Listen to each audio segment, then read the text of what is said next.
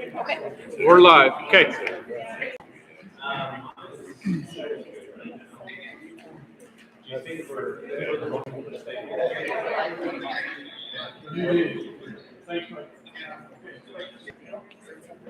Oh, yeah. It says we are live. excellent? Thank you, everybody, for coming tonight. This is the regular October meeting for the Arlington Board of Education. Tonight's meeting is being held in compliance with the Nebraska Open Meetings Act, a copy of which is posted over there on the wall. Let's go ahead and call the meeting to order at 7:03 and take roll, please. Jason Martin. Here. Chase Franklin. Here. Matt O'Daniel. Here. Bruce Shear. Here. Shannon Moore. All right, excellent. We have a quorum. And let's say the pledge of allegiance. I pledge allegiance to the flag of the United States of America and to the republic for which it stands, one nation, under God, indivisible, with liberty and justice for all.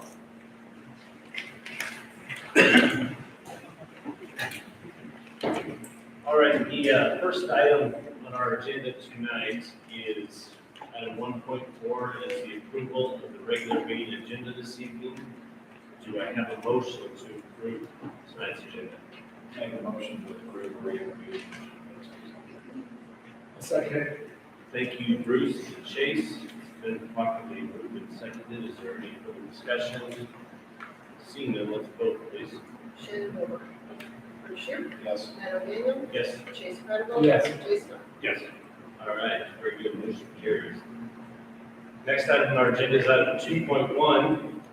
Well, it's the consent agenda, including item 2.1, which are the minutes of last or previous board meetings, actually two of them, and the monthly financial reports.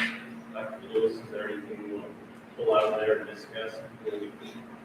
Yes, for the financial reports, I just want to share one thing about some reporting that we're going to see changing next month due to that sweep account being closed now.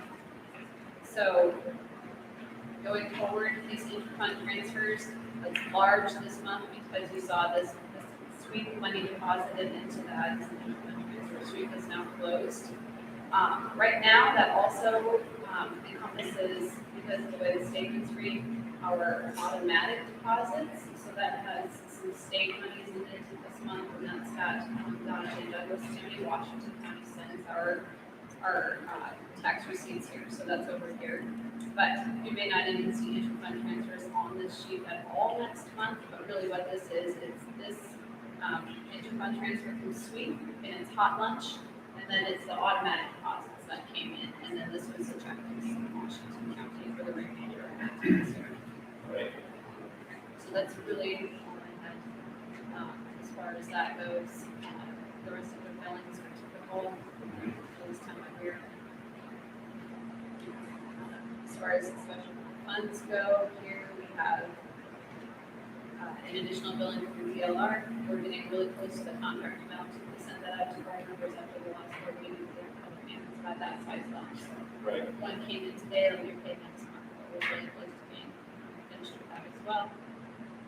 And we did, it's not on here, we did receive a bill for the change order that was approved at the special meeting with Cody Jones. So that was approved. We show it next month. That check was change order last month. Okay. And until we get the audit all wrapped up and completed, we don't have our budgeted figures beginning on this percentage sheet, so there's nothing on there yet for you to see. As soon as we get those budget figures entered into the finance, we'll be generate those reports.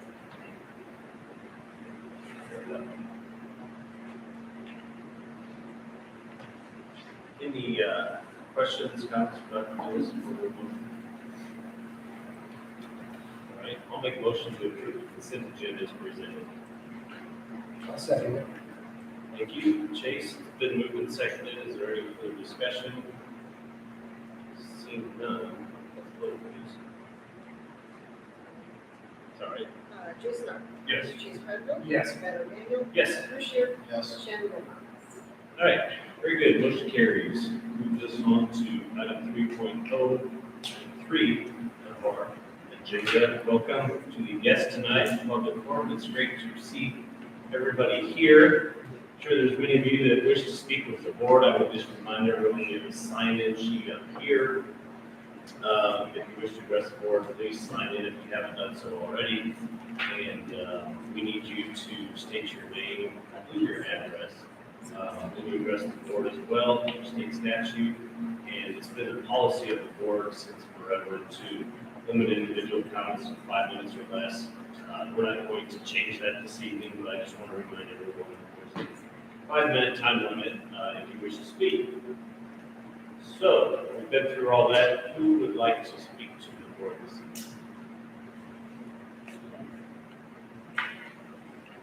evening? The lights come back on. Thank you, Cheryl. I need to note that as you can see, I revised a lot, so I got to. Anyway, my name's Cheryl Mueller. I live in Arlington, Nebraska. But the school instructor for 18 years and I'm retired 4 years ago. First off, I'd like to say we all need to contact our state representatives and tell them they have to take school funding off the backs of property owners. They need to look at other revenue sources that we can't fix that tonight. So I'm moving on my notes. I don't know what the discussion's going to be when it comes to the levy. I just hope no one is going to point the finger and blame the staff raises for 25% increase in the general fund levy, because the budget only increased 4%, but the tax levy proposed is going up 25% for the general fund. This isn't a staff raise issue, because for staff who own property in the district, the raises in some cases aren't even enough property tax increases. So the general fund budget, we went up approximately $450,000, which we're increasing the general fund tax levy by $146 million. So that's not a staff raise issue, that's a cash on hand issue. The state aid increased $293,000, so that almost covers the raises, 75%. So in my opinion, the real reason for that big of levy increase in the general fund is that the school has a cash flow problem due to the tax rate being set so low for the past 3 years. When you set the general fund tax rate so low, you should have immediately found the rate of tax costs. The 1920 AFR showed that you spent $500 million more than you took in, and then the 2021 AFR showed that you spent $2 million more than you took in. When I was here, I worked with 4 different superintendents, and everyone was gone. But each superintendent has their own way of doing things and different methods. Some superintendents want to do their own budgets, have the bookkeeper hands off. Some wanted the bookkeeper to do everything, and then they would approve the final one. And some would just flat roll. But it was always, in my experience, it was always the superintendent that brought the suggestions to the house. So someone should have seen this coming and started increasing taxes a few years ago or last year.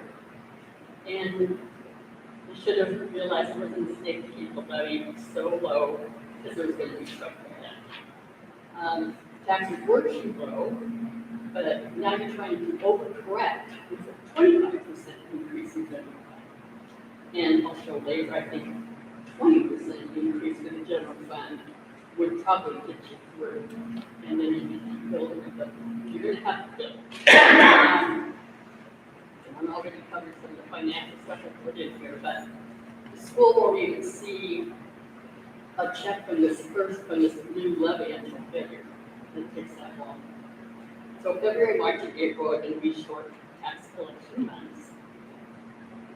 And we'll probably be doing that appreciation transfer again. See how that works. Your main tax might get you through the summer.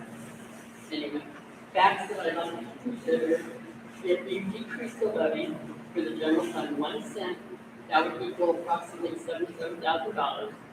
2 cents, $154,000. 3 cents, $231,000. So I think if you decrease it to 3 cents, you're not going to compromise your financial situation. any more than it already is this year. So if you would consider doing that, you'd be decreasing the general fund tax levy to 90% rounded, and total levy would be another. Thank you for listening. Thank you, Cheryl.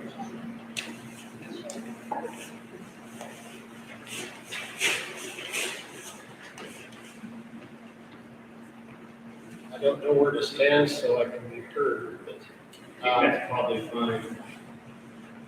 Dave Nissen, Arlington. I was at the Blair meeting a couple weeks ago, and it was much easier to hear there because they had a microphone and loudspeaker system. Anyway, I'm here to ask the board to be fiscally responsible. I know that many in the crowd here are teachers or staff here at the school or relatives of the same, and I know you all want raises. And that's probably why you're all here. And I think it would be great if everybody could have a raise, but whose pocket do you want to take that out of? Do you want to take it out of the farmer who's in this drought year is getting 130 bushel corn? And how's he going to pay for his fuel? How's he going to pay for that fertilizer, that very expensive fertilizer we used this year? He's probably not here tonight because he's harvesting, trying to get what little he can, the most out of his field he can. Or do you want to take it out of the bedridden man down the street that can't, what's he gonna do to pay his increased taxes to fund increases in wages? I know everybody wants to increase wages, but senior citizens don't have that luxury of increasing wages. When we're retired, you can't just go to your boss and ask for a wage increase. Or do you want to take that money out of the pocket of the lady who uses a walker, and maybe she's not here tonight because she's very afraid of falling, and the only place she goes anymore is to her doctor's appointments?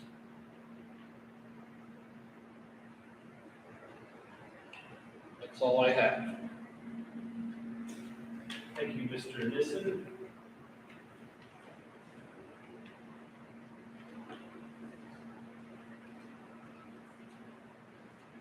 Good evening. Here to try to decide which is better, on this side of the board or at the tables. Appreciate the meeting. Thank you for being here. Many of us have had individual conversations. I just want to share a couple of comments from a board member's perspective, but also from a community member's perspective, from the taxpayer's perspective. Don and I talked about this. What I think you're seeing in the community, and what we saw 2 weeks ago on Monday night, is kind of a perfect storm.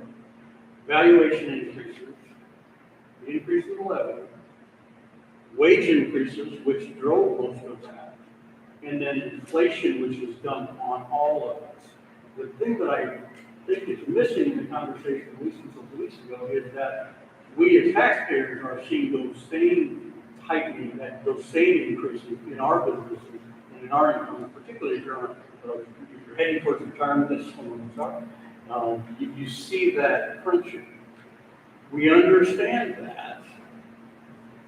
What I think the board needs to do is a better job of listening to that through the process, and then balancing the needs of the district, which are incredibly important, but also the restrictions, particularly in this environment, economic environment, that the taxpayers have. My opinion, people here won't like this, that the relationship between the board and the administration and the teachers is by nature adversarial. When I was on the board, and sometimes I think now it's very easy to all kind of run in together, or educating kids and where to go, and that's incredibly important, no question. But the system is designed to a certain extent to be adversarial. Push and pull. Doesn't mean it has to be contentious, certainly doesn't mean it has to be heated, but it should, for particularly around budget time, should be kind of adversarial, and it should be kind of difficult. That's what you guys get to do. On the other hand, and I want to make sure that the board hears that, we don't want to cut off our nose to spite our face. Clearly, APS is the city's largest employer, the civic hub of our community, and the singular most reason that most families move to our community. We don't want to screw that up. I'm going to become chairman of the planning commission for soon after how we're going to grow our community, and it starts in this building. We know that. On the other hand, so we want you to succeed. But if we want to be able to do that long term, in my opinion, we have to be able to find that balance between the needs of the district and the resources of taxpayers. Much of the conversation in the last 2 weeks has been about Lincoln and what the Nebraska legislature will do to fix this.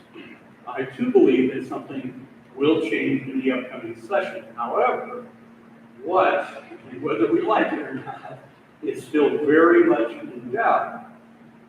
Pending the November 8th elections, Bill is going to win the gubernatorial race in Milwaukee, and if the body, the legislature, reaches, if the conservatives in the legislature reach that magic 34 threshold, which makes them veto-proof and filibuster-proof, then I believe you'll see some significant changes in the way that we fund education in Nebraska. Not all of us are going to like that. As conservative taxpayers, we're probably not going to hear anything like. But I can promise you with that, assuming that 34 happens, that the legislature will move fairly aggressively to do what's LB 644, which is kind of what brought us here. There's a little pink part there, but we'll move fairly quickly to codify the original intent of 644, which was if you went over a certain growth limit, the board had to go to a vote of the people the way you would demolish. I don't think anybody necessarily wants that, but it reflects the frustration and the general consensus that we need to do a better job figuring out how to fund this. I believe the board can focus, and the degree that you focus with laser accuracy on the education of our kids, I believe that our community will support whatever budget you bring to. If you can't do that, if you can't convince us that you're doing that, then the next 3 or 4 or 5 years. Thank you. Thank you, Michael.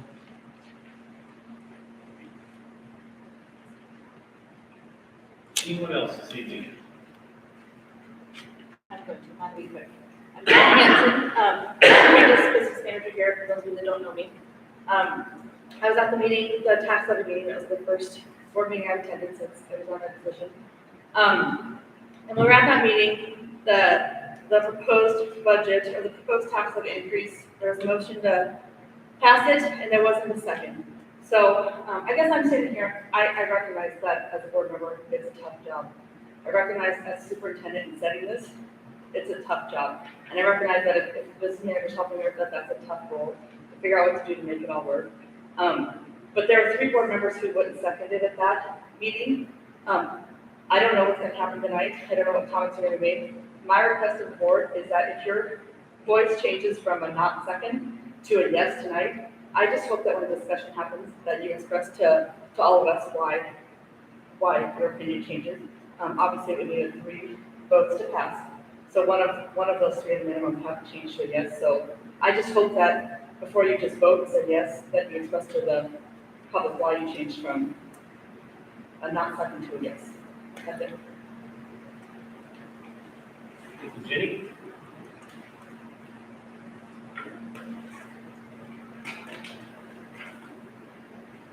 Is there anyone else who wishes to speak tonight before we move on?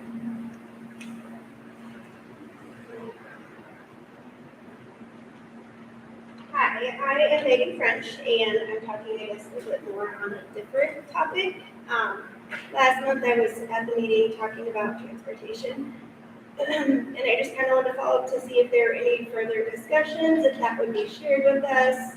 For example, the number of kids that opt into Fremont that qualify for transportation to and from Fremont, and those kids that are just also ready for transportation because it's convenient, it's a great service that provides. I appreciate your time and your consideration, and thanks for having us. Thank you.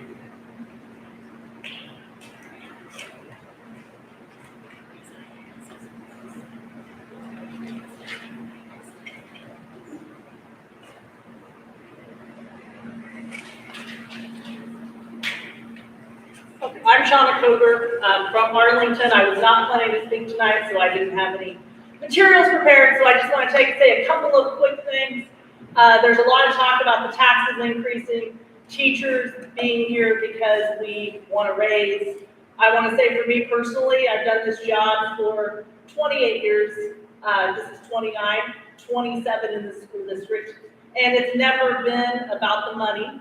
It's never been about the money, me doing the job that I'm doing. We are here because we care about kids. I think it's fair to say that we do want a fair cost of living raise. When you're someone like me, you are stalled on the salary schedule. So my raise this year was slightly over 1%, except for the longevity bonus will put me slightly over 2%. Others are as high as 6%, depending on where they're at on the salary scale. But coming here talking about taxes, a lot of you see me, I come to most board meetings because I feel like I'm a community member. I live here, I've raised my children here, and I want this to be a good place for all of our families and our students to be, and I want our students to be successful. I'm working on second generations of kids now. I plan to retire before I hit third generations. But again, obviously I teach personal finance, so the whole budget aspect of it is extremely important to me, and I follow the budget and I go through the financials. And maybe not everyone here feels the same way, but I just want to say our staff, we're here for kids. That's why we come. That's why we try to support our school in any way that we can. That's all. Thank you.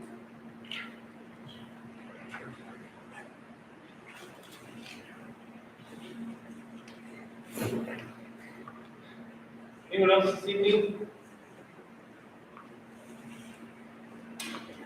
Seeing none, we'll move forward into our unfinished business. First item, of course, is 4.1, discuss, consider, take necessary action to adopt the property tax request resolution for the 22-23 budget year presented. We have asked Dr. Lewis to bring all of her budget documents, and for the benefit of the board and for everybody in attendance tonight, to go through those again. We did this twice in open session prior to the Blair meeting. And unfortunately, it wasn't very well attended, so I figured tonight would be well attended, so it would be a good time to ask her to kind of roll through the different budget categories. It'll give everybody a sense of what's really in this budget. And then after that, we'll obviously probably have some board discussion as well. Yes, and I'm trying to do this to rotate. Okay. So basically, we're going back here, what we've done since the, probably first saw this sheet, at our August board meeting, at the workshop actually beforehand, which is, in the session as well. Can we get that? I'm working. I know you are. You're in Jackie, Andy hasn't come make that rotate, because I don't see. I know, I do it.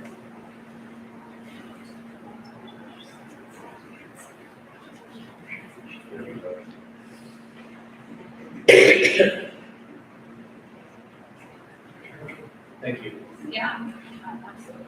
So this sheet was first shared with you in that board workshop. We went through all of these line items.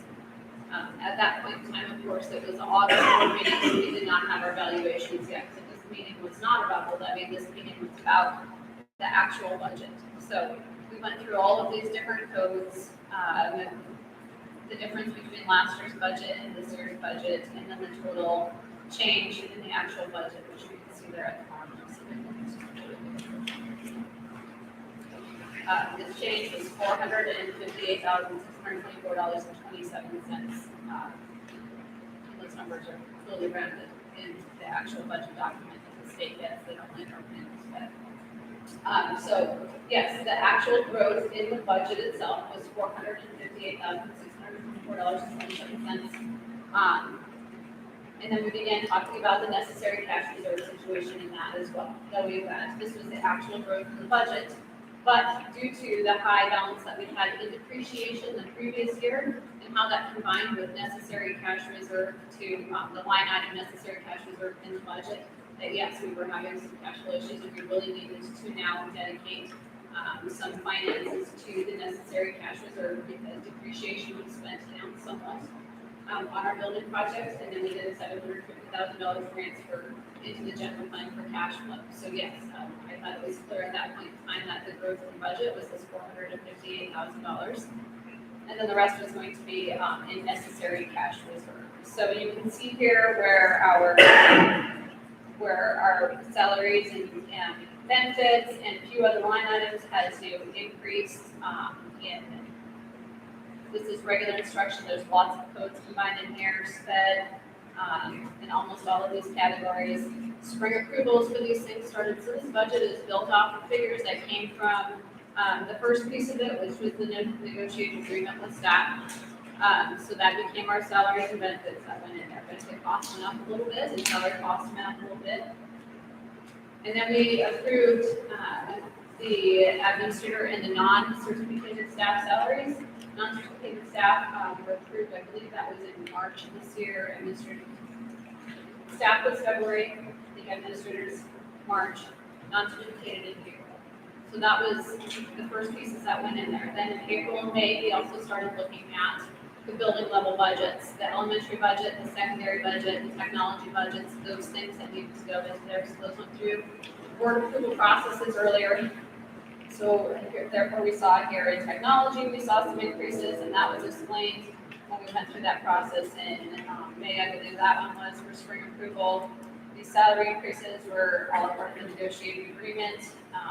We went over budget significantly last year in fuel. Just because of the rising fuel costs and the maintenance of parts and things like that, all the parts that Randy needs to keep our buses in working order have gone up. So we did increase somewhat in transportation, but we also removed the cost right now of purchasing the new vehicle. We didn't budget for that this year. We typically have one in there, and then if we don't buy it in that year, if our vehicles are holding up, we move that to depreciation. So we did not budget for that this year. We also reduced here significantly line item of buildings and grounds. That budget amount is to the point where, I mean, we're keeping everything maintained, paying our electricity bills, paying our water bills at all of our facilities, the bus barn, and up here. But if we have like a major equipment failure that costs us more than $150,000 right now, we're going to be pretty tight there. So we're really going to use that to reduce to get this number down here to $458,000.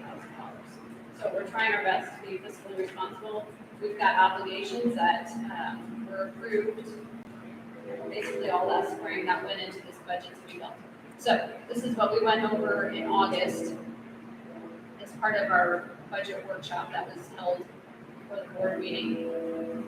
Then this was part of the September board hearing, the budget hearing.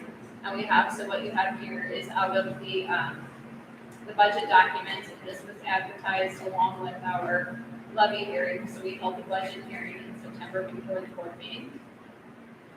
So this compares for 3 previous years' budgets, 2 previous years to this one. So we can look at our actual disbursements and transfers. In this column are audited figures, so we see exactly what went in and out. So in general fund that year was $9,481,696. Estimated, and we're working on that audit right now. For last year, the year that we just closed the fiscal year, $8,892,500. So we went down just a little bit there. We were able to offset some costs that we had built into the budget with some ESSER's funds, so that helped us a little bit. Curriculum that we purchased for reading, most of it was an approved expense with the Department of Education for ESSER's. One teacher who would have been maybe in a different category was paid for with ESSER's, so we're able to hold that on that. We've been trying to be extremely responsible and cut back on expenditures, so we have been trying to do that.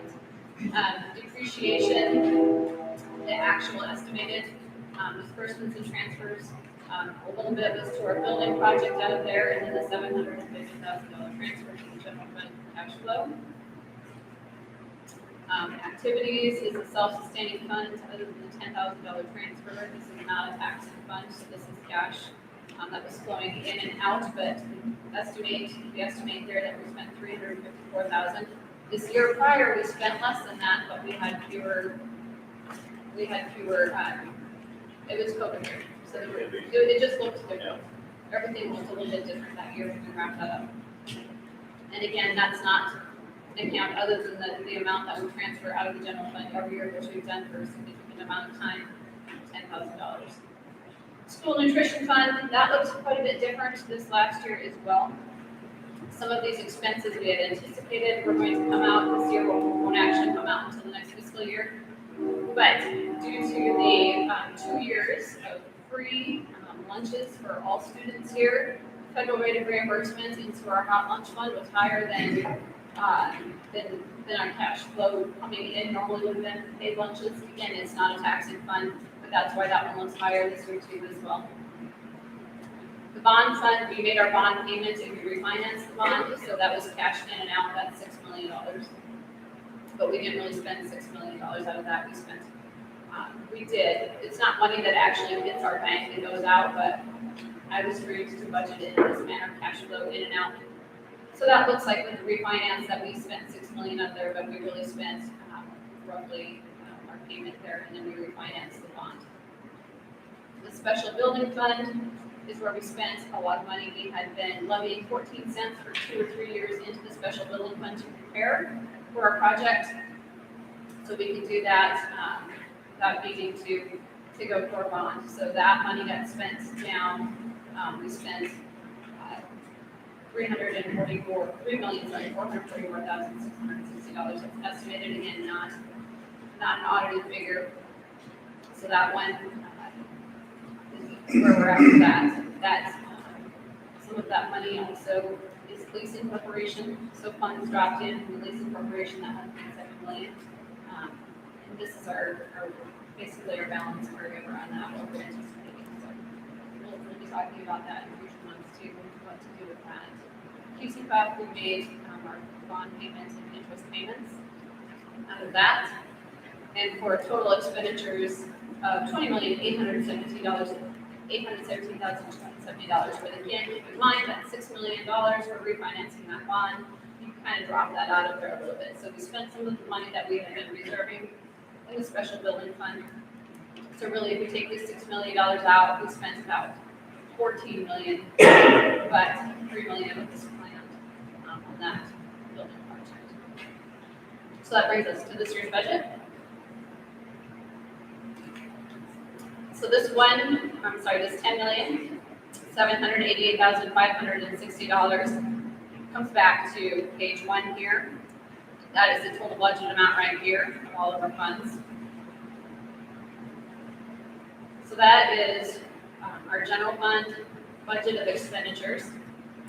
Depreciation, you can see a remaining balance, including a $255,000 CD there. It's just shy of $1 million. That becomes part of your necessary cash reserve when you're putting that into the budget document. Activities, we are anticipating, again, and this is not a taxing account, so we're not asking for money in this other than the $10,000 transfer, $360,000. School nutrition, $405,419. Again, self-sustaining fund as well, and now we are required to spend down the payroll money that they gave us, and we're allowed to keep a little bit in reserve, so they will allow us to keep a small amount in reserve there, not more than 3 months of expenses, which is what we try to target always. The bond fund, the actual budget disbursements, the payment is $521,687, and then we're allowed to have reserves there to make the next year's payments for tax flow purposes as well, so that combined will be the balance in there. The special building fund, right now this is the remaining balance. It appears we don't have the audited figure yet. After we're finished with the building project, again, we'll have some more conversations about how to pay back the lease purchase amount with those funds, but you budget to spend everything that you have in that account. QCPOP, this is just our payment for that QCPOP bond, and then reserves for the final, for 1 more year of payments. We only got three more payments left on that we have this year. We have one more year, and then we should have enough reserves to make the final payment of the. So coming back here to this necessary cash reserve line item, this combined with this $1 million here, so we're just under $1 million there and about 1.3, slightly over that there, equals about 3 months of expenses. That's the cash flow that we talked about. We want to keep about 3 months of expenses in the bank because it takes taxes that long to catch up. So you don't want to be in a position where you have to borrow either from yourself or the bank and pay it back as anticipated taxes. Our total resources before property taxes, this is anything carryover that we have that was part of the budget last year that we managed to reduce expenses and keep that in there. This also includes our state, any amount of state aid. We're getting about $80,000 of equalization aid this year.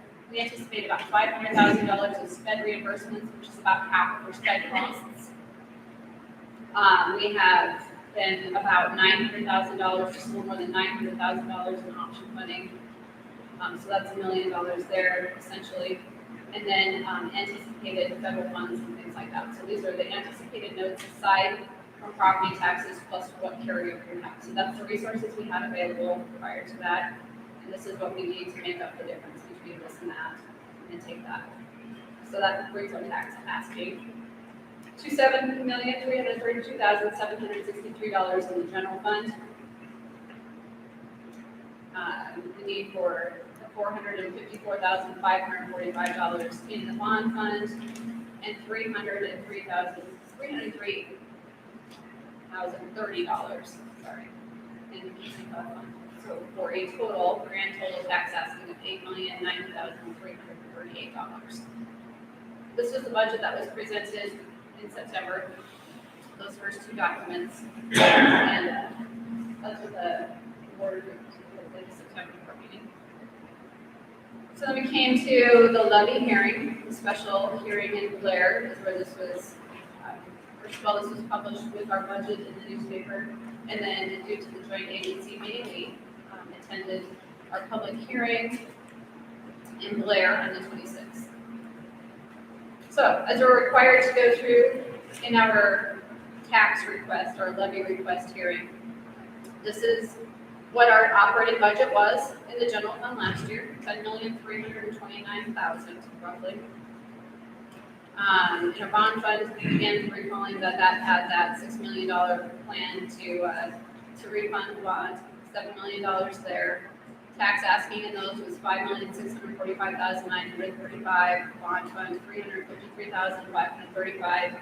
Special building fund last year is where we were levying more. We were levying 14 cents yet to pay for the addition. So that was $989,899. In case we have to make our payment, $383,836. This was our total tax asking. Last year's valuations were about $740 million. So last year, this tax asking based on last year's levy was 99 cents. If our valuations last year were what it is now this year, to receive the same amount of money, we would have had to ask for about 95.7 cents to get that. This year, here's our operating budget. You can see our change in tax rate is 20%, but the operating budget is 4%. Again, recall we are not levying at all in the special building fund. We intend for those 14 cents to shift back was always kind of part of the plan. Our reserves did go a little bit quickly, a little bit more quickly than I anticipated those years. So we did drop the levy the last 3 years while still getting what we needed to do our addition was at 99 cents. Prior to that, and I have another document I'll pull up in a moment here, there were varying stages of quite a bit higher than that in the past. Hindsight, yeah, maybe we should have dropped that much, but it seemed like the right thing to do at the time. Our operating budget here in the bond fund is $521,000, we're getting $454,000, that's 5 cents, 5.8 cents per levy. That is a change in operating budget of 93 cents, and now that is because of that refinance. And the tax rate is a little bit higher than that, but it's about $1.24 higher than last year. A decrease of 71% in the operating budget of the special building fund and 100% of the taxes. And then a change in the tax rate for QC Puff, about gone down by 25% and operating down about 60% there. Total numbers there, the total budget up 5%. I'm sorry, change in operating budget is actually down 44%. Again, we're done with the building project and we're not refinancing that bond again this year, so that's why that looks like it's down 44%. Our actual tax rate change is 5%. The projected budget levy here is $1 and 4.9907. Now, if we go back and take a look at where we have been. Take a look. This was shared at joint agency meeting, but the technology was not working for us that evening, so not able to put that up there, but this was part of the plan. If we go back the past 11 or 12 years here, we can see this figure here is where the general fund was, and this here is where our total funds were. So we feel like we had been responsible and trying to be responsive and respectful of our taxpayers the past few years. Again, hindsight, maybe we shouldn't have dropped quite so much. We wouldn't be in quite the cash flow issue. However, the big picture is now we're kind of in a position where we need to work on our reserves again. But you do see in the past, we were as high as $1.14 for several years there. So it was nice to be able to offer some tax relief for the next 20, 25 years.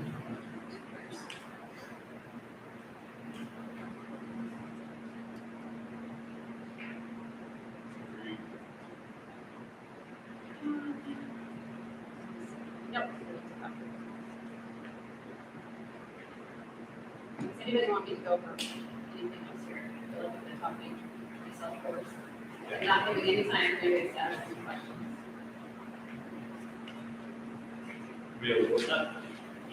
I would just make a couple of comments. Our budget, although we really didn't start talking about it, having hearings on it until September, really takes place all year long. It begins early in the year when we negotiate contracts with certificated staff and the non-certificated staff and the superintendent and the principals. It really sets the stage and begins our budget process. All of us here are, every board member, every person at this table lives in this community. We pay taxes in the community. We want a good school for our children in this community. And putting together a budget takes a lot of work all year long that we feel is responsible to taxpayers, and yet gives our district and our school system every opportunity to exceed and be the best that it can be. I know that I went through some chronology here. The first time the finance committee met this year was May 9th, when we talked about building budgets. Later that evening on May 9th, the board passed those building budgets. Finance committee met again on July 15th. On August 1st, the finance committee met to review budget data and related facts again. August 8th, part of the regular board meeting, we held our budget workshop. We had nobody attended that other than the board. On August 24th, the finance committee met again to review the budget and the levy once we got the certified valuations in. And then on September 12th, we had our actual public hearing for the budget, where one person, I think it was Keeler, addressed the board. And then on September 12th, that same evening, our board voted unanimously 5-0 to approve that regular budget for the upcoming year. And then obviously September 26th, we had the public hearing through an agency meeting in Blair. And then our intent was as a board to hold a special board meeting shortly after that to approve the levy, and we can move on. We met our statutory requirements for public hearings, et cetera, et cetera. We all know how that went. I don't think that turned out like any of our board anticipated. But I feel like we have done a good job and worked hard to put this budget together. The first numbers, the finance committee saw, were not these numbers. The levy was higher than this. So this is a bit of a compromise. Somebody that spoke this evening said it should be an adversarial role, and I think it was in play there because I know at least one person on the finance committee was not comfortable with the numbers that we saw. Dr. Lewis went back to work, came back to us a couple of weeks later with some different numbers, cut a few areas, rolled back what we felt at the time we needed for cash reserves, and eventually we got to this point. So it's been a long process, although from the outside looking in, it may not seem like that. And I would also, I agree with a lot of the comments that were made out there today towards us.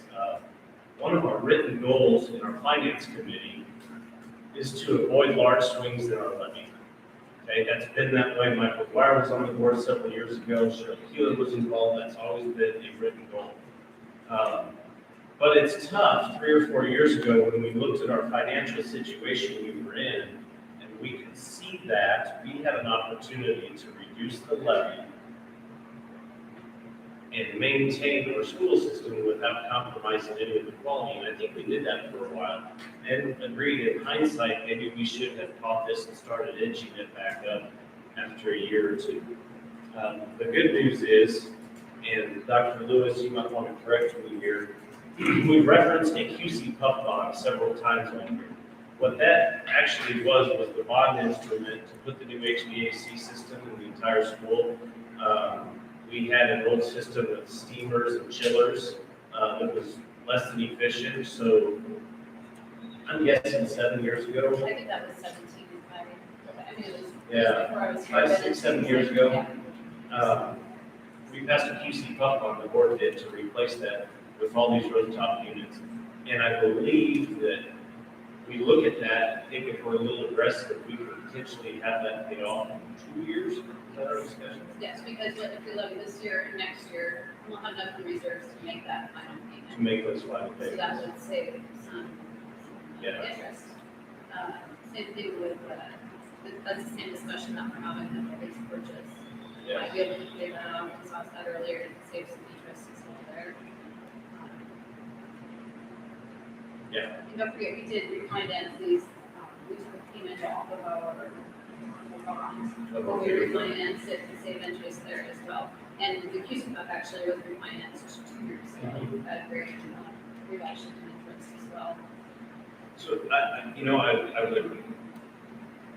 I can say with confidence that I believe our board is being fiscally responsible, and I certainly appreciate everybody that's a property owner that wants us to be, and we want to be too, we're property owners as well. Many of you out here probably voted for us, and you asked us to babysit this thing up here, and that's certainly what we're trying to do our best job of. Costs money to educate kids, it just does. I fear, I'll second some sentiments that were made out there in an era of inflation we have on top of us, and a lot of different things coming. Unless the rules change a little bit, I don't know if it's going to get any easier, but I know this board will do the best job we can with the future board members and the new coming in at the first of the year. Passing the budget is probably the biggest responsibility that this board has to the community, and we work hard at it, and we do take it seriously. So that's my viewpoint on this. Everybody knows where I'm at. I think it's a good budget. I made the motion at the last meeting. Before we do that, I would just like to give every board member an opportunity to comment or ask questions of Dr. Lewis. Shannon, we'll start with you on that side. I haven't changed my opinion. I wish we could clear stuff up a little bit. You talked about our goal to avoid swings, and I still feel like I wish we could fade stuff in. So I don't have much. Okay. Okay. Yeah, I want to clarify something here, just so everyone's on the same page here. I got those postcards just like everybody else did. I want to clarify something because I think those postcards are a little misleading personally. On the line item that says Arlington Public Schools, what your taxes were the previous year and what they're proposed to go up. understand that we do not own that increase 100%. Most of that actually goes to the assessor's office. The part that we own, that the school board owns, is we own $50 per $100,000 of your evaluation. That's what's being proposed here on the tax increase. We own $50 per 100,000. So in other words, if your property is valued at $500,000, your tax bill that we own is going to be $250 more a year that the school board is proposing. Is that correct, Dr. Yes, I mean, that would maybe adjust slightly, and valuations done a different way, we have no control over what the assessor's office is going to do. Yep, so but this budget that we're proposing, this tax increase, that's going to do your tax bill that school board is proposing. Yeah, well, yes, the 5 cent increase Yes. is $50 per $100,000 about. Understood. Right. Got it, understood, thank you. No, and like Matt said, I'm also part of the budget committee, and he's dead on. We originally saw these initial numbers, and we said we can't increase that much, so we looked back through, we cut things. Dr. Lewis looked back through, and we cut as much as we could. Does anybody like to see a 5 cent increase? No, nobody does. That's a fact. However, I will say when you compare it to what we can control and what we can't, there's certain costs in here we can't control. We can't control increase in fuel costs. I think everybody understands that. So we're doing as much as we can by controlling what we can with this budget. We've gone back and forth to this many times to see if we can cut it any more in order to educate the students in the district, and that's kind of where I'm at.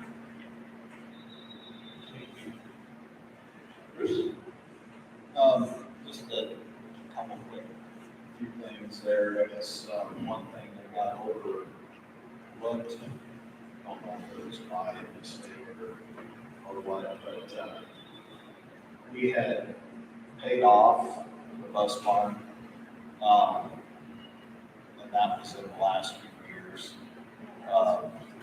We didn't have to take a bond on, which wasn't pointed out. In those expenses, we have those funds there to be able to do that, and it's so that's where some of those expenses went to in the last few years. And then like your one chart showed, dating back, just even the last 6 years, I've been on board for 8 years now. It was a lot higher than it was $1.14, I think, when I started. Dropped down to $1.05, and then the last 3 years down to 0.68. I agree with Shannon. I think we need to look at. It's got to go up. I mean, I know that. I get it. I don't like it. I'm a taxpayer too. I own property, but I mean, there's stuff that's out of our control for expenses, and I don't know if there's a happy medium, or I think we've reached our happy medium, from $1.11 to $1.05. I don't know if $1.03 is better. Those are the questions that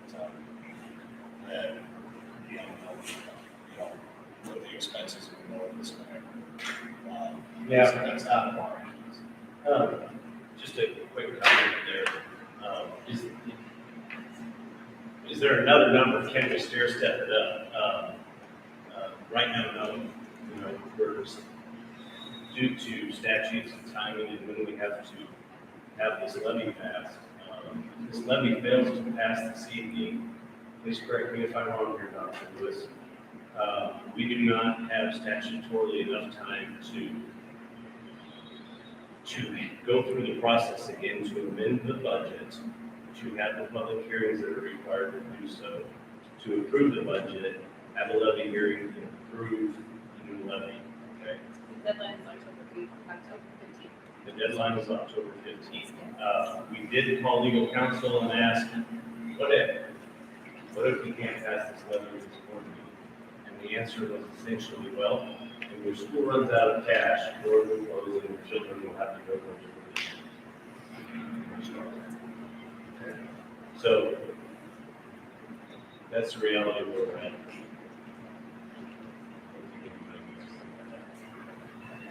Mr. Arthur, I'm sorry. Oh, you're fine. So just looking at those numbers, maybe you shouldn't went from $1.05 down to like, I don't know. But on the other hand, it seems like the school only asks what it needs, not any extra. To have that little swing maybe going forward, you can get rid of the swings. Maybe if it fluctuates between $1.02 and $1.03 back and forth for the next 5 years, or whatever that is. I don't know.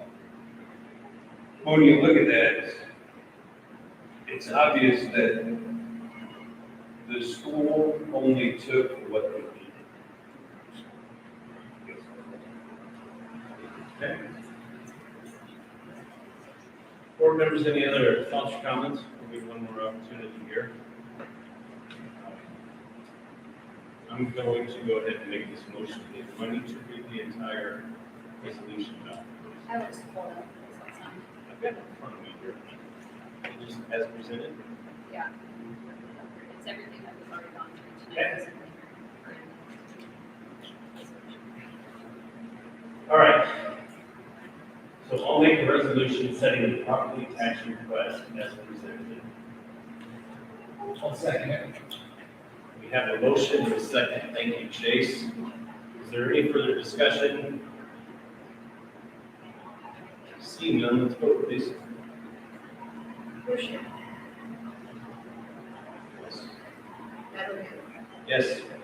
Shannon Bowman. No. Jason Arnold. Yes. Chase Carter. Yes. All right, very good. Motion carries.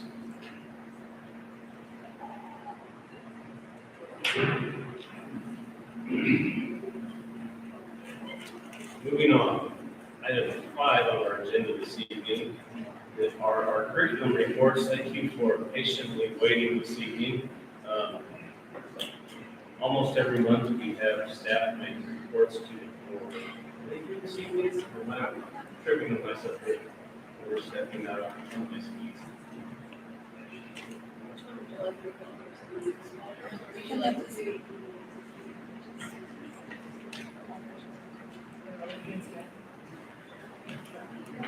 I want to start, whichever you want to start, let's do it. Okay.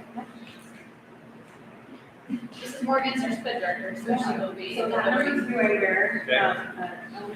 sped director, so I got the sped director hat on right now. So special education, I sent this to you, I know you have any questions. Our purpose in special education obviously is to level the playing field for students who have specific needs. Like Dr. Lewis said, this program is partially funded by the state. About 48%. Yep. So that's the good news, and the other good news, if we scroll down a little bit, is we have actually lowered our SPED numbers, our special education numbers. We're at 114 last time this year, or last year, this time we were at 118. Some of those are dismissal, some of those from move out, move in. We are, if you look at our trends, we were tracking just at or slightly above state numbers. I think you're going to see that increase this year for us. We service kids from birth through 12th grade, and then new students that are in fiscal 21 because of some specific needs. So that is that. What questions do you have for me about special education? One thing I should say, we do have our TIP grant we apply for every year and receive, and so our goal is to move people specifically in the 6th years, moving them a year and a half worth of growth. We haven't quite met our goal of 76% right now, we're sitting at about 62% of that goal we went. The tricky part about that is we stay within the 6th grade, but the kids are different. So it's not exactly apples to apples every year, but we're continuing to move those kids and we're seeing some good jumps. Trying to think if there's anything else. Would you like to maybe just say what sped services may or may not look like? Yeah, we have the full gamut. So we have some students who just receive some speech support, so they might get a full virtual year 30 minutes, once or twice a week, work with some articulation concerns. We have some students that get resource where they are fully included in the classroom and maybe have some supports with a paraprofessional with them, and they might have a limited amount of pull-out services. We have some students who are more severe or profound and require one-on-one para or one-on-one teacher support all day. We do not currently have any medically fragile students. We don't have any emergency people, but that could be a service that we would need to provide. I would just say our site staff works extremely hard. We have, over the last probably 5 years, just seen an increase in needs for students. I would say that our special education population is one that we are very concerned about during the pandemic. We still continue to be concerned about as those gaps getting wider, which we talked about a few years ago. Yeah. Just think of a fair question for you. Go for it. A little history here, trying to all this into budget. So many of the sped requirements initially came fully funded, right? The state. 80% was the original target. 80% was the original target. That's, and I think that's still, like federal legislation says 80%, but And so we ended up, I think the county's basic budget is a reimbursement rate of 40s. 48. 48%. But it's actually kind of a moving target every year, Okay. so sometimes it's a little more, sometimes it's a little less. Yeah. And just about every school board function that I attended, that conversation was brought up as a cost that continues to escalate. And it's certainly well spent money, I'm not arguing that point. It's just, as we try and control budgets. And I would say, in line with the sweet leads we're going to talk to a little later, Yeah. but the state often connected with the federal government gives us guidelines and policy that we have to follow, and then at your own cost to support, to make those supports. For example, the Nebraska Reads Act requires that we provide interventions for students who are struggling in the area of reading. So we are required to provide title or intervention services of some type. And some of that money is reimbursed definitely at the rate of special education. So there are some things which are inside to provide supports, which are great supports. But Every year you see them introduce into the Nebraska legislation to try and increase that. It usually doesn't go anywhere to the same kind of figure out where the money comes from, but they'd like to get that back to 80%. Again, I mean, there's always someone who introduces that, because that's where it should be. The other thing to kind of keep in mind too is like the ladies that you're going to hear from, and I'll talk about it, but their sole purpose in life is to give kids products so they don't need special education. Right. However, when a child does need special education, whatever goes into that document, it's not just an IEP, it's not just an individual education plan, it's a legal binding document that the federal government says that this is what you have to provide to the student. Yeah. So it doesn't really leave you much wiggle room, which is, I mean, it's good for our students, but that also explains why some of the costs feel like those unmandated, because it's really challenging, especially, I mean, for some of the very, very small schools. If they get a student who moves in with some significantly high needs, and they can budget for it, but this kid comes to them in October. I've seen children cost $100,000 a year for just, the accommodations and modifications in their IEPs. Right. SPED is not just a, local issue or a state issue. It is one of those things that we're always hoping to bring in fund a little bit into. But we love our kids and they make progress and we have a great SPED program. One of the pieces of agreement that we're talking about in TSS, that complete tiered systems of support. So tier one is just general education, classroom, like every student gets. Tier two are what these three ladies are gonna talk to you about, what they do for supports to try to keep students out of receiving tier three, which is special education. Right. So varying levels of support, which is fantastic. And I've heard several parents say that they were great about our special education.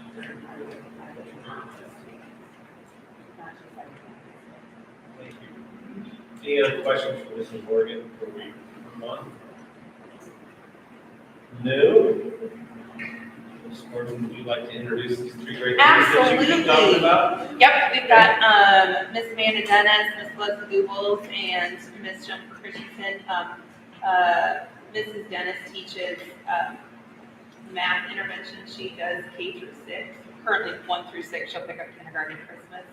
Mrs. Christensen does K through 3 reading. She'll pick up kindergarten at Christmas. We give a little bit of time to wait before we start really heavily in our meeting. And then Mrs. Googles, she actually wears 2 hats. She does the 4 through 6 and picks up 3rd when Mrs. Christensen picks up kinder at Christmas for reading, but then she also does our high ability learners.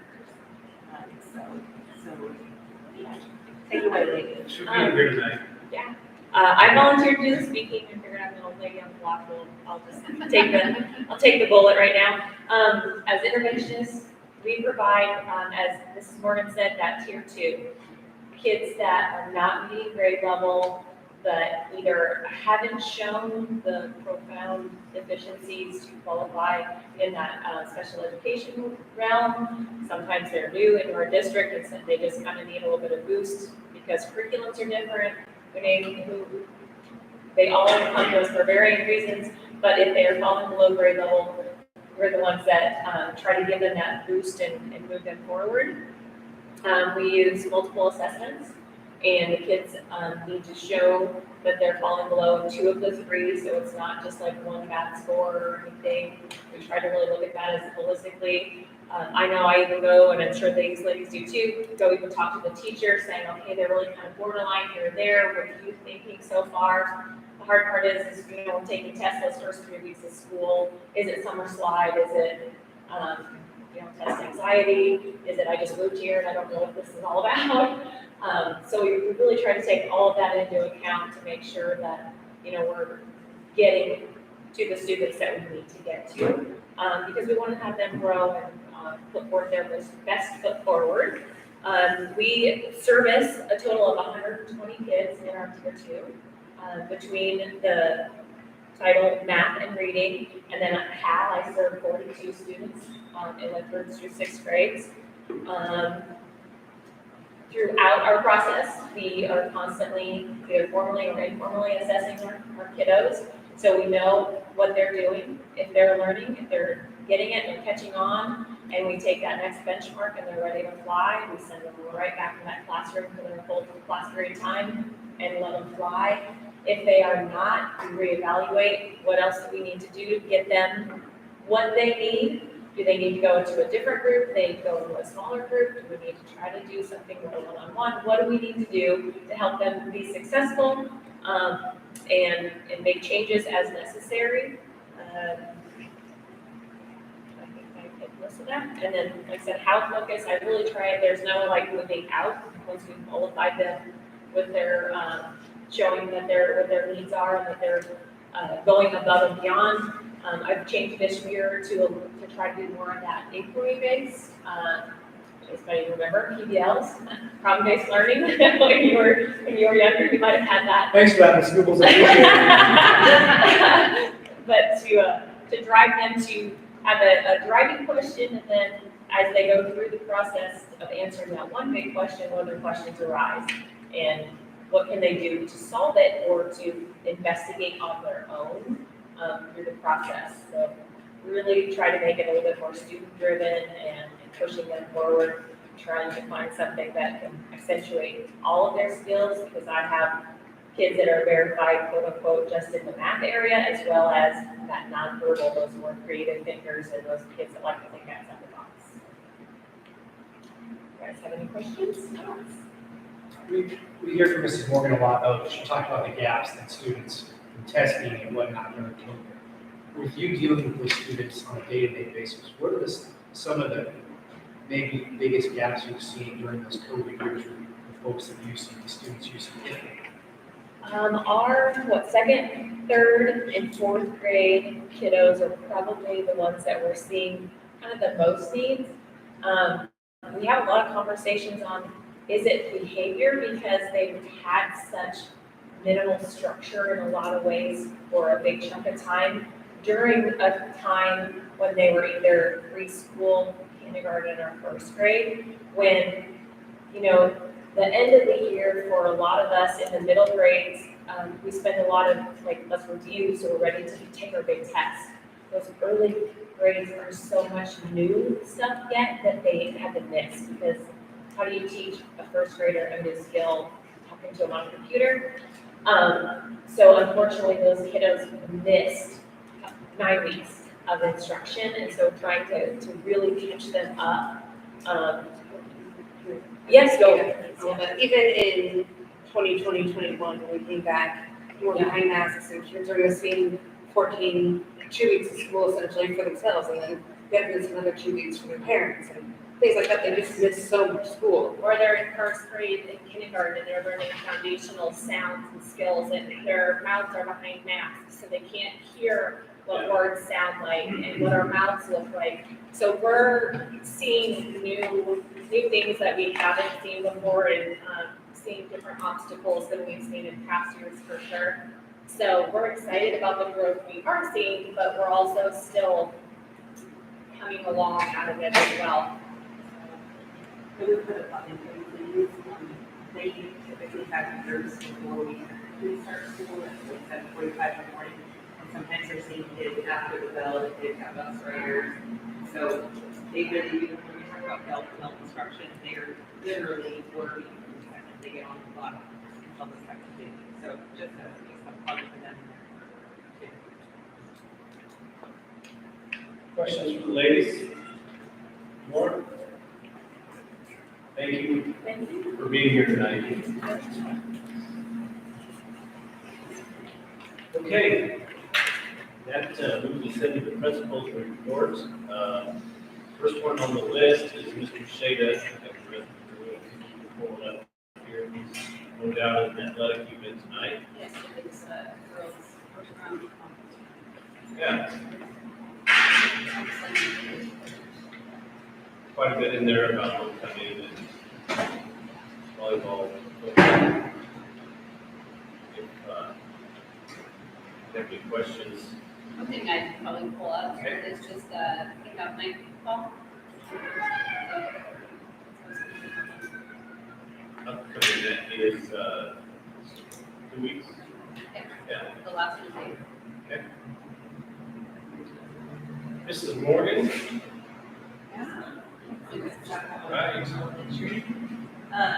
One thing that's not on here, and I don't know how I tracked this, but we did host Grandparents' Day in person with just shy of 400. How many? 400. Wow. It was very intense. Yeah. It's a lot of Very donuts. intense. We did Yeah. cookies. And there were not as many leftovers during the garden years back, so it was very good turnout. It was good to see we were back in the gym. We did that thing to start off, so it was good fun. But I did love to do the fun. We had a schoolhouse rock team to perform in Lilly University. Did a performance for our 4th through 6th grade at schoolhouse rock. I think I might have enjoyed it more because I know the music. The kids were a little annoyed as well. So it was all also available on YouTube. So. yeah, it was good and fun. And PTO turned this out for us. Paid them so that's exciting. 5th and 6th graders had outdoor ed. First and third went to their field trips, and those are all fully funded by our Always for Kids fundraising that we do every year. So those are something that I see that going on fundraising.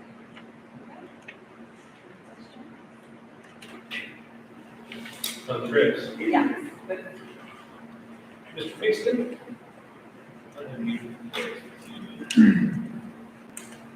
Just update, parent teacher conferences are next week for all of us.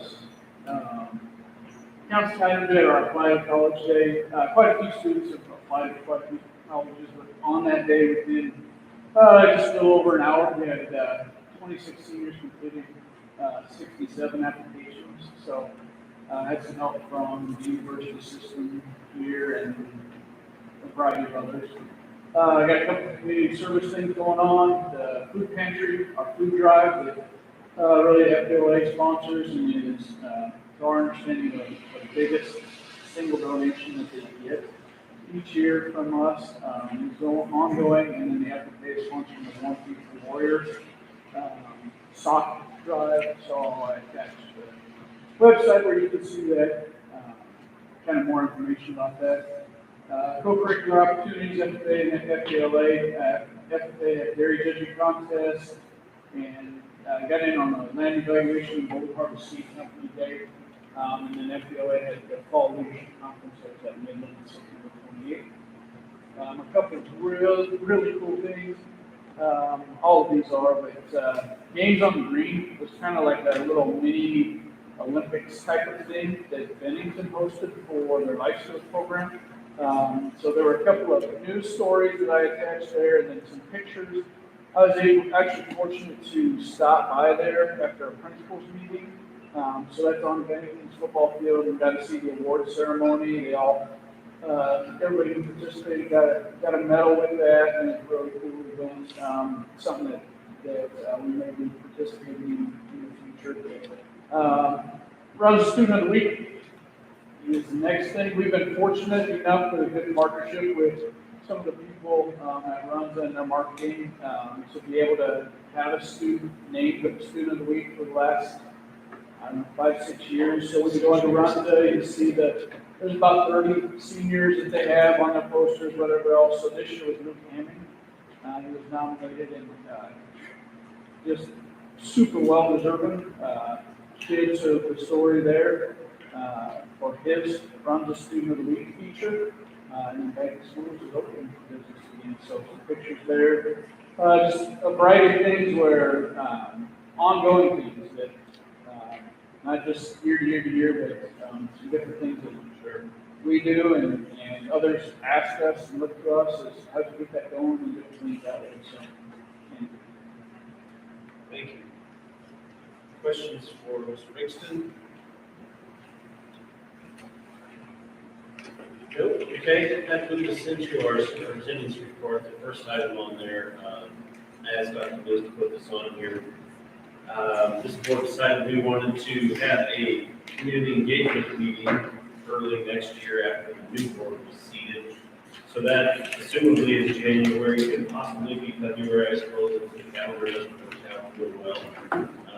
It can be hard to do this when I'm not going to move forward. Thank you.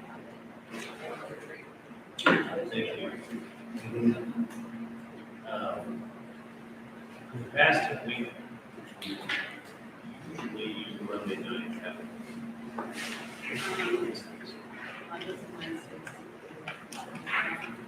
Monday, 17th in January.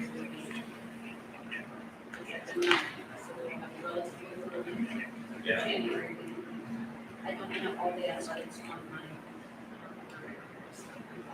I can pull up all the dates. It looks like after the January board meeting.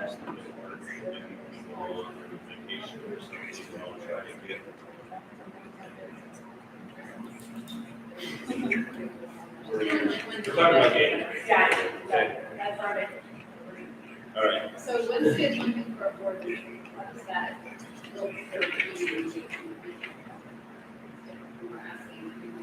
Community members will be here, yes, church. So, but Wednesdays are, available.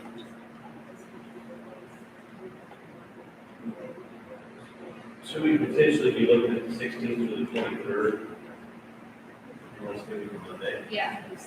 I don't know if you want to do it the 16th with the holiday. True.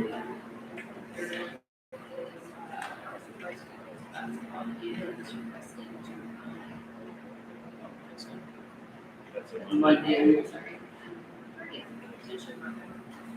On my 30. She had reserved, there were Ashland, basketball, girls reserve games, and boys freshman game at action. So, it's not varsity events, away. Well, let's do this, for the three of us that we know are going to be seated, Jason, you're flexible, I think, well. Let's put January 30th on our calendar, is that for the admin team also?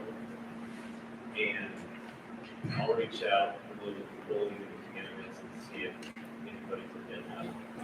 And we'll just continue to have this conversation and get a lot of that. Yeah, I know, yeah. We talked about, okay. 7.2, discussion of possibility of possible single audit requirement due to the amount of federal money to teachers last year. Yeah. Linda? I will try to explain it as best as I can, as a non-CPA. All right. So what's been explained to us is, there's a threshold for expenditures of, federal funds in a fiscal year, of $750,000. Now, prior to ESSER's funds being spent and the federal reimbursements for hot lunch, being for all of free reuse, we were well under that, and we never kind of ran into that. But there's also a balance, from what I'm understanding from our auditors, between expenditures versus funds that you have available to expend. So, we're right on that border right now. And so, our auditors have asked us for a little bit more information and some intended expenditures out of hot lunch that we're waiting for pricing on, and that we're waiting for equipment to become available, because we know we have to spend money in the kitchen on that. And also, which expenditures were spent in the last fiscal year, but we didn't claim the reimbursements and get the money for those until this fiscal year. So, we're feeling at this point in time like we may be able to avoid the single audit requirement. Might bring us right under that 750, and I honestly don't understand the magic formula. I'm just giving Brenda the numbers that she asks for, and hopefully that takes care of it. If we can't avoid it, it's another layer of audit, and it means that it will be a more expensive audit, but it's nothing that we can avoid. So, if we can't avoid it, Brenda will draw the extra, the addendum to the agreement, and let us know exactly how much that would cost. But, so at this point in time, she's working hard, and we're trying to help her, give her, Real quick, refresh my memory, I know we're waiting on kitchen equipment, is it serving lines? serving lines, yeah, so, all serving lines, there's the milk cooler, I believe I think everything is here now, we just haven't gotten it installed yet. So there's a new milk cooler, there's a new toaster, there's a new large mixer, and then each serving line has a hot service and a cold service, and then 2 stations in between for setting trays and moving things along and putting other things on. Things like that, so that's what we're looking at. Those are things that would work for us. Yes, those would work to our advantage. The money would be spent out of the hot lunch fund or would be taxing. It's money that we have to spend, it's also what we have to. And those serving lines, Julie says have not been replaced since she's been here. Julie has been here longer than all of us. Right. Jason, 36 years. Yeah. 6 years, so none of those things have been replaced since she's been here. All right. And we're waiting for some costs on a couple more things. That hopefully will get us to that threshold where we can avoid that single audit. But if we have to do it, I will let you know. Okay. Thank you. 7.3, review superintendent evaluation procedures and timeline. We'll be using NASB's tool again this year. If I remember right, the timeline is first Dr. Lewis will get her self-evaluation from the NASB. She'll get that submitted. Then around that 1st of November area is when we'll get a link to the documents for the superintendent evaluation. Last year, we also got a copy of her self-evaluation as well. We complete those, turn them in, they can file everything for us. It'll be interesting to see because this is the second year on this, so we'll begin to have some trending information as well. Those will be due prior to course, December board meeting, we will perform the superintendent evaluation. So you check your APS email address for an email from Katie Coles. Katie Coles, okay? Have they sent you your self-evaluation yet? Okay. All right. Thank you. 7.4. Yes. I will, okay. Got it. I will repeat it.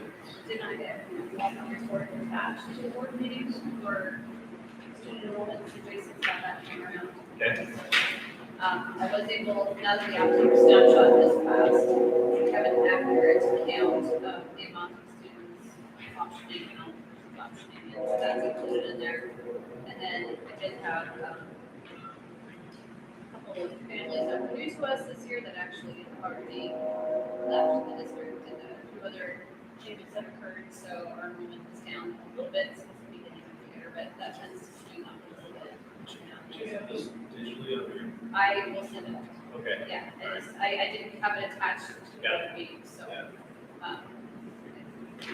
thought of it as I was rushing around, remembering everything. Remembering everything. Okay, so yeah, go ahead and I can send that out to you digitally. Okay.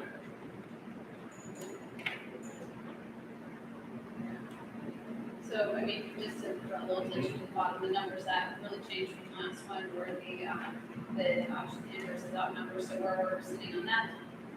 Last year, our totals for that were 149 in, 56 out. This year, at the same point in time, the October snapshot, we're 140 in and 59 out, so a few more out. It's a net swing of 3, it's about 12.8% of our population. Yeah. And I will send out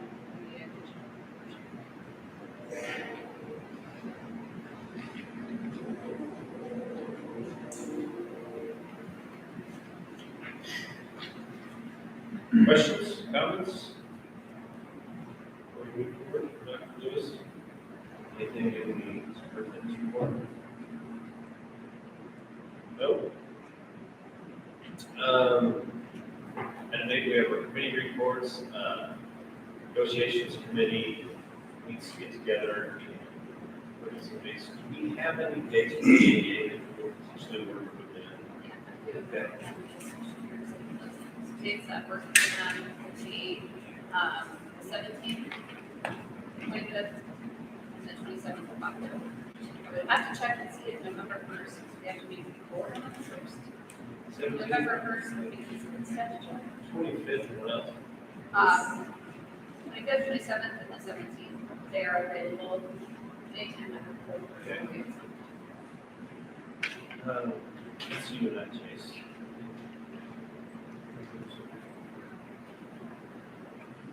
Bruce. Yeah.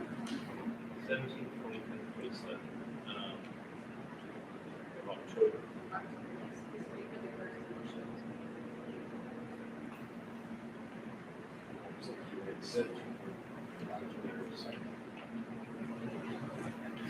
Guys, for me, it's gonna have to be the 17th. I'm out of town that following week. So I will. Jason? You're not available, so. Bruce? 17th. Okay. What's your, so Chase and I leave town on the 22nd, get back on the 28th. So the 31st, if it works for them, that's Halloween. That's Halloween. Well, What about November? they did put November 1st on there, I just want to make sure that that is not violated. The violation. November 1st for you guys? I'm assuming since they proposed these dates, they would know Yeah. that is all right. Okay. So it's not November 1st. Yeah. Yeah. Okay. We'll send the committee that feedback. I'm sure we'll start at 4:30. All right.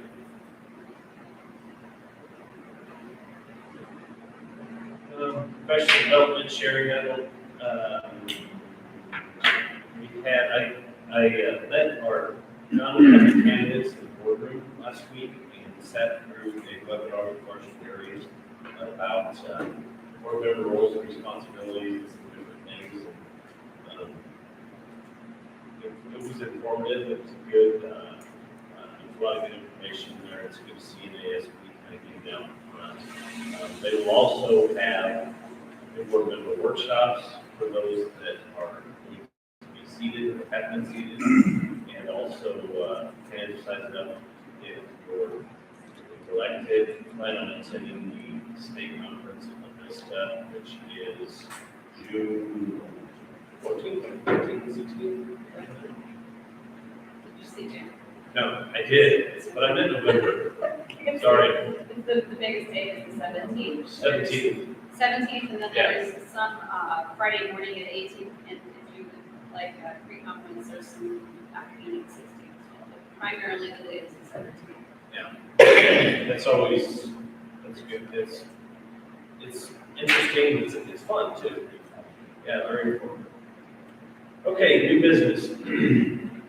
Item 9.1, discuss and consider the therapy and animal policy on the second reading. This came to us last month because it's a new policy, and we have to see it twice, that's correct? No revisions or changes. No revisions or changes. Okay. And like I said, this is different than our service animal policy. It'll be enumerated right in there though, we're going to number it 1270. And this would be in the event that somebody would like to share a service for our therapy animal with our classrooms or staff that would have these in place. Yeah. So we say, right, we have a policy about all these things. Very good. Do we have a motion to adopt the therapy animal policy 1270 on the second reading? I'll make a motion to adopt the therapy and policy. Thank you, Shannon and Bruce. Has been properly moved and seconded. Is there any further discussion? Seeing none, let's vote. Chaser, Yes. Shreds. Yes. Mayor Yes. Busher, Shannon Moore. All right, very good. Motion carries. Item 9.2, discuss and consider the credit card use policy 3205 on second reading. This we also discussed at the last board meeting. Happy to come back. Let's give us the opportunity to vote on it and make it policy. And this has been our practice for years, just putting it in policy, so it's also enumerated right in the program. Right. Do we have a motion to adopt credit card use policy 3205 on second reading? I'll make a motion to adopt the credit card use policy 3205 on second reading. Thank you, Jason Bruce. It's been moved and seconded. Any more discussion? Seeing none, let's vote, please. Mayor Bailey. Yes. Busher, Yes. Shannon Moore, Jason Moore. Yes. Shreds. Yes. All right, very good. Motion carries. Item 9.3, discuss and review policies 5201 to 5414.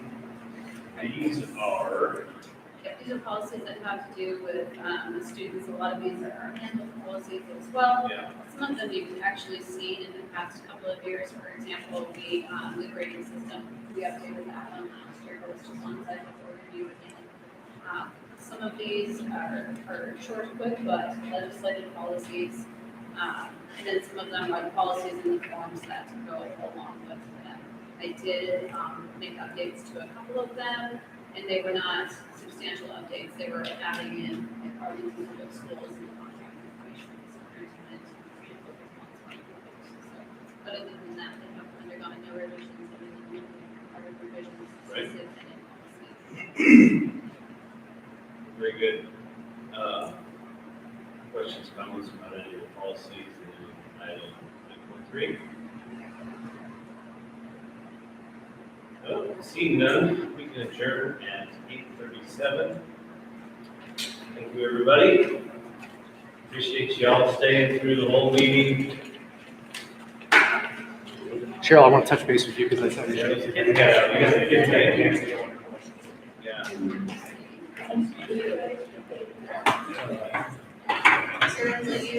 Yeah.